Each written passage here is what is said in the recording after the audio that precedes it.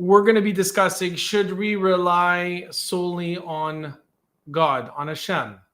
What this means is, and we're questioning, if we're going to be in a situation where we have different intermediaries, different situations, different people that are affecting us in the decisions that we make, should we rely solely on those middlemen?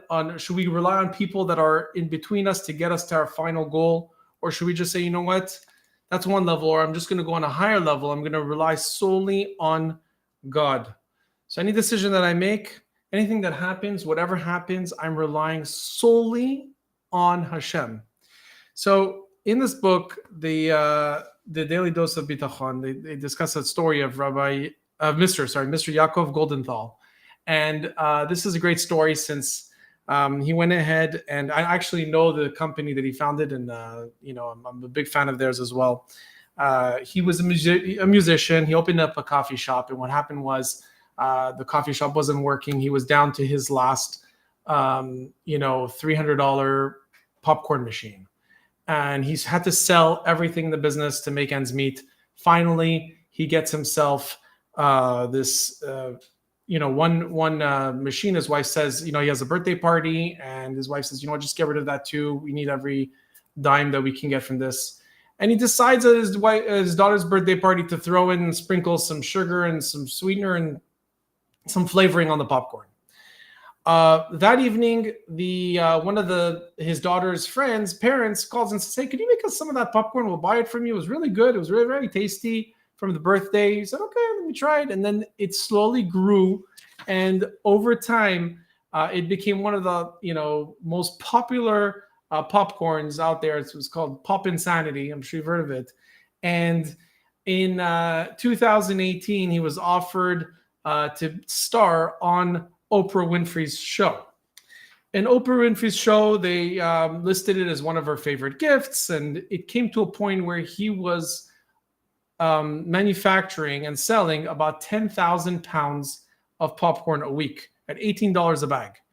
So imagine that he started from something that turned into nothing, didn't understand why is his coffee shop not working, left with one popcorn machine, to only then be patient, have faith, have trust in Hashem, and then that turned into a multi-million-dollar business. The media was calling it the power of, starting from zero. He called it the power of Hashem, right? Because that's essentially what it's all about. And so if he was in a position to say, hey, I'm going to start this business and I'm going to start selling so that Oprah Winfrey notices me, and that was the starting point, it probably would have never happened or worked. He obviously had to go through that challenging moment and that challenging point of time where things did not work out. And then Hashem put him to the test and say, are you going to stick around, for this to work?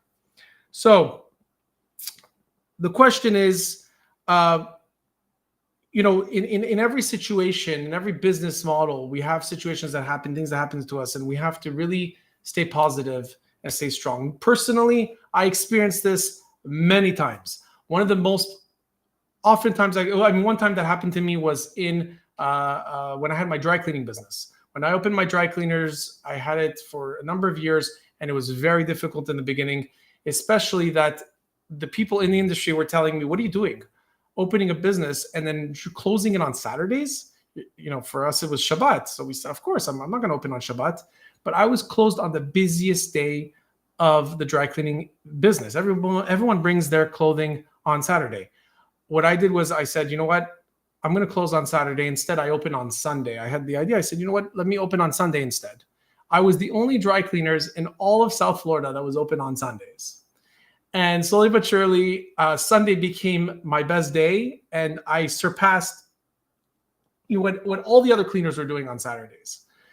This was evidence that, being Shomer Shabbat, doing what Hashem requires of us, we will be successful.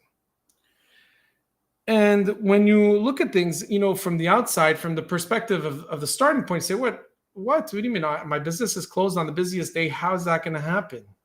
The problem is if you're doubting and you're questioning, then you obviously aren't at the level yet of trusting Hashem. And we have to realize that the success that we have in our business and in our life doesn't rely on those middlemen. It doesn't rely on the promoters, the executives, the salesmen, the neighbors, the market.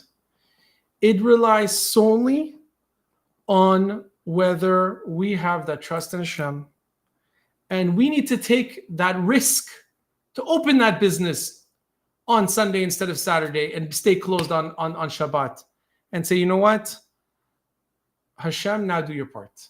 And once you do that, you will start to see some incredible things happen in both your personal and your business life. Thank you very much, and have yourself a wonderful day.